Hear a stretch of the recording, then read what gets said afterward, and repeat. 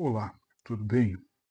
Meu nome é Luiz Braga e, como você sabe, eu sou professor de filosofia social, né? Eu tenho usado as ferramentas das ciências sociais e da filosofia para compreender, né, a dinâmica do mundo contemporâneo, né, dessa época que nós vivemos. E hoje eu gostaria de falar com você sobre psicometria e essa polarização social que nós estamos vivendo. E é claro que eu estou fazendo isso a partir do filósofo Byung-Chul Han, né, de um texto seu chamado Infocracia, Digitalização e a Crise da Democracia, né, publicado aí pela editora Vozes. E nós estamos, mais precisamente, no segundo capítulo, né?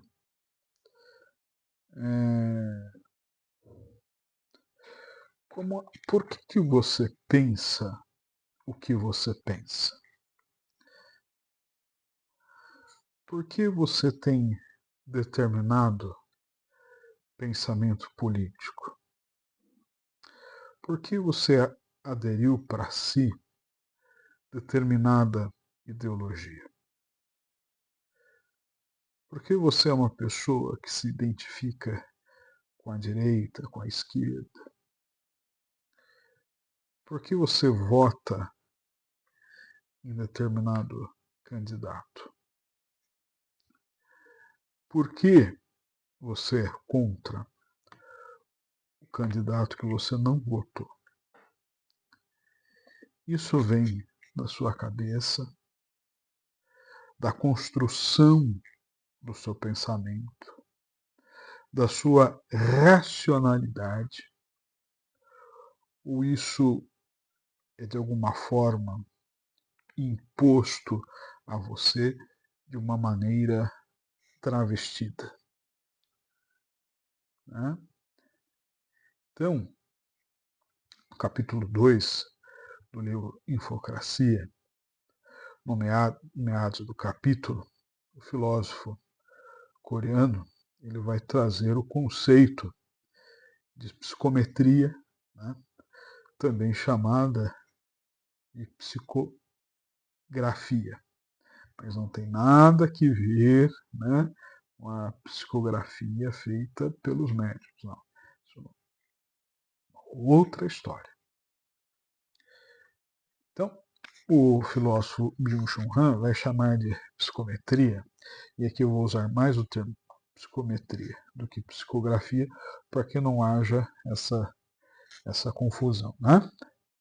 Ele vai chamar de psicografia um procedimento que é impulsionado, né, por dados, e esses dados têm como objetivo a produção de um perfil de personalidade. A partir dos dados, dos meus dados, que eu lanço nas redes, na internet, existe um procedimento onde que o meu perfil, né, os meus gostos, o meu posicionamento político, ele é traçado, delineado, né? Então, aqueles que detêm os meios de informação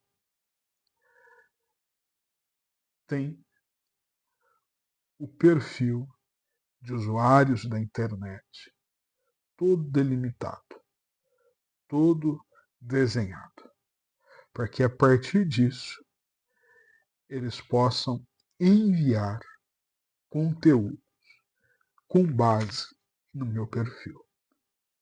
Né?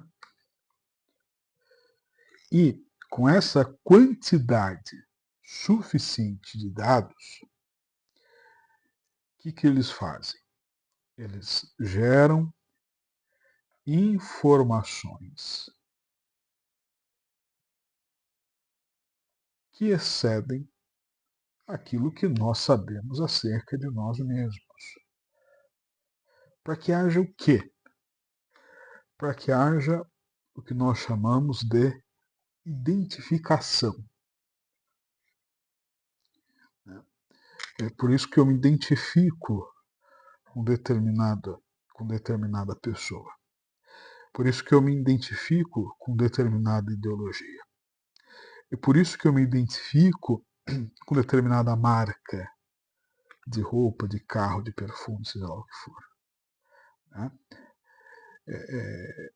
Entretanto, esse processo não é natural. Esse desenho do meu perfil, essas informações, essas ofertas que me são feitas, não acontecem de forma natural. Existe todo um mecanismo, todo um procedimento para que haja o delineamento da minha personalidade e assim essas informações sejam impostas a mim a partir de dados que eu mesmo produzi. Né? Aí o Byung-Chul Han vai dizer que o smartphone, o nosso celular, ele é um aparato de gravação psicométrica. Né? Por quê? É através dos nossos celulares, são através das nossas redes sociais que nós alimentamos esses sistemas com dados todo dia, toda hora. Né?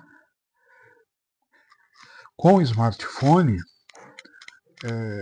a personalidade do usuário ela é computada com exatidão. Né? E como o Byung-Chul Han ele está dialogando com Michel Foucault, ele vai dizer o seguinte, que lá no paradigma do regime disciplinar, existia apenas informações demográficas. E essas informações demográficas permitiam a biopolítica. Né? Agora, como houve uma mudança de paradigma, né, de regime disciplinar para o regime de informação, o regime de informação vai para além disso. O regime de informação tem acesso a informações psicográficas que e essas informações são utilizadas para psicopolítica. E quem está por trás disso? Quem está por trás disso é o que nós chamamos de marketing político, psicopolítico. Né?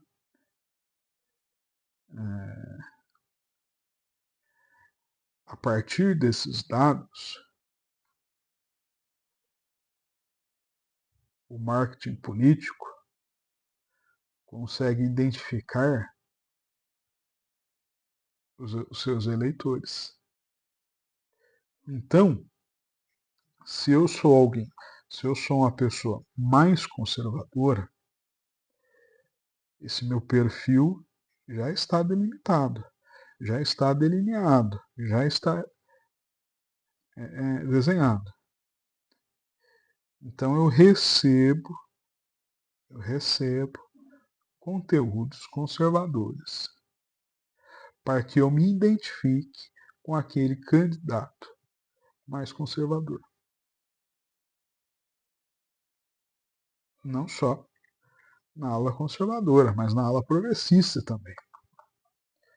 Né? Fazendo com que o comportamento eleitoral seja influenciado. Porque até então, nós eleitores, nós cidadãos, éramos vistos como eleitores. Agora não. Nós, pelo fato de adotarmos um comportamento do consumo, nós, de eleitores, passamos para consumidores, isso de forma inconsciente, desse tipo de conteúdo. Ou seja, a minha visão política, a minha ideologia, a minha escolha por determinado candidato não passa pelo seu programa de governo. Não. Mas passa, e a minha decisão ela está baseada a partir não do conteúdo, não do programa de governo, da proposta, mas do conteúdo que aquele determinado setor político me fornece. Então, Byung-Chul Han vai dizer o seguinte: o comportamento eleitoral é influenciado assim como o comportamento de consumo. Detalhe, em níveis inconscientes. Não, isso não passa pelo processo de racionalização, não. Isso é feito de forma inconsciente. Aqui está o perigo. Por quê? Porque essa infocracia, esse regime da informação, que é impulsionada por dados, mina o processo democrático. Por quê? Por que mina o processo democrático? Porque o processo democrático pressupõe autonomia e liberdade de vontade. E no regime infocrático, não existe essa autonomia, muito menos liberdade, vez que estes processos se dão de forma inconsciente.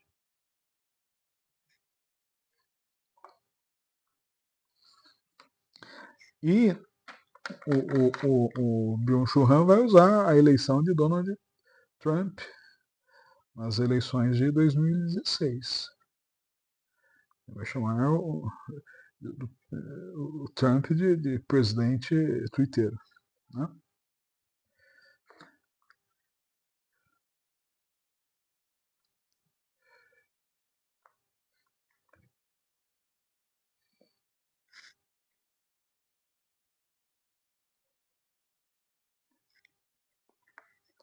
Então, a infocracia anula o processo democrático. Isso é muito perigoso.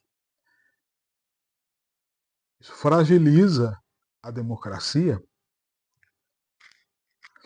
além de fragmentar ainda mais a sociedade, porque endossa. Sendo assim, nós somos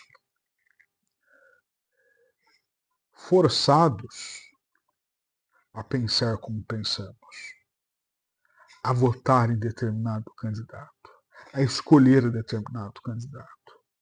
Isso não é um processo consciente, racional. Isso é um processo inconsciente.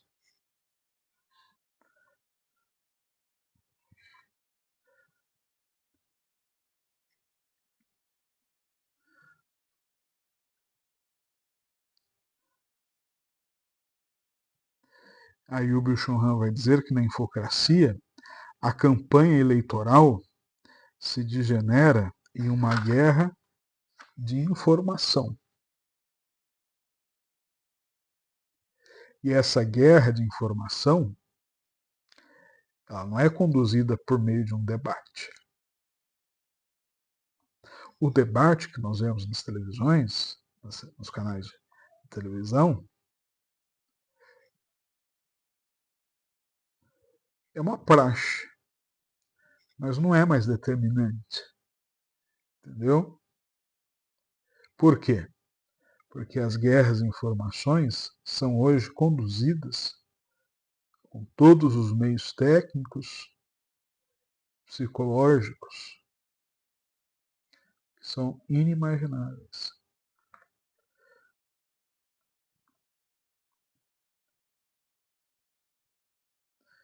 Então, esses exércitos trolls intervêm em qualquer campanha eleitoral propagando o quê? Fake news e teorias da conspiração.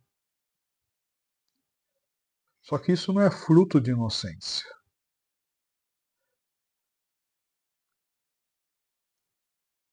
Candidato fulano de tal não espalhou fake news de forma inocente. Não. E nem trouxe para o debate determinada teoria da conspiração por ser inocente. Não. Tudo isso é calculado, matematicamente calculado.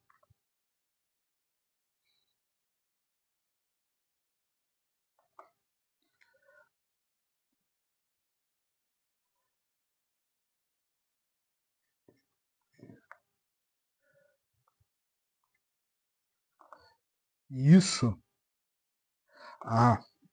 nós, né, que não dominamos a tecnologia, pelo menos eu não domino, nós podemos até pensar, nossa, mas isso é uma indústria muito grande, é um procedimento enorme. Não. Estudos já revelam que uma pequena porcentagem de bots é suficiente para virar o ambiente de opiniões. Essas informações ou falsas informações muitas vezes são utilizadas como armas nesta guerra de informação que o Byung-Chul Han vai chamar de Infowars. Ele vai dizer o seguinte: Infowars com fake news e teoria da conspiração indicam o estado da democracia atual, no qual a verdade e a veracidade não têm mais nenhum valor.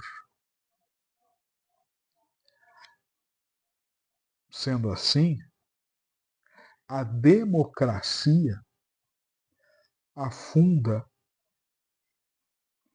em uma selva de informações inescrutáveis.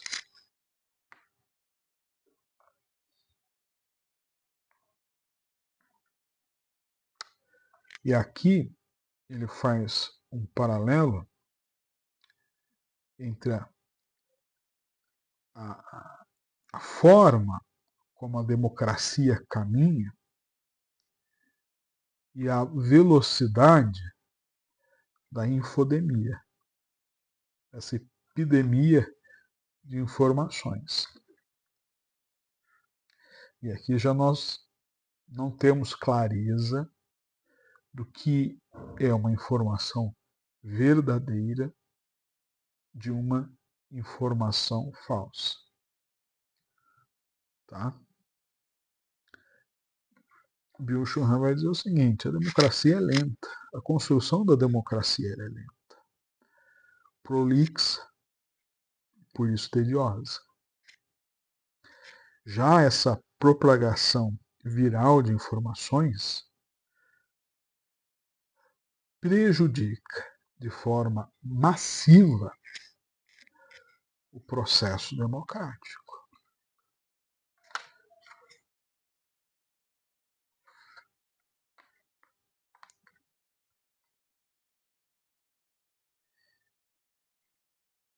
De modo que,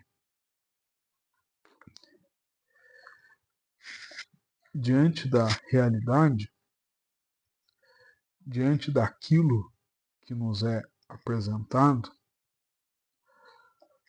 nós precisamos refinar ainda mais a nossa sensibilidade, o nosso senso crítico, né? A forma como investigamos as coisas. Porque, senão, a democracia sucumbirá ainda mais. Né? Mentira, fake news, teoria da conspiração são toda essa nojeira que estão produzindo pode ser combatidas através da verdade, através da informação que seja verdadeira, né? Através do pensamento crítico, nós precisamos resgatar, né, como é que se pensa. A autonomia do pensamento precisa voltar imediatamente para os indivíduos. Porque se continuarmos tendo pensamento, aliás, se nós compramos um pacote, não há possibilidade de construção de um pensamento. E aqui a gente precisa de um certo ceticismo político para não engolirmos e sermos assaltados por fake news, por mentiras, por teorias da conspiração.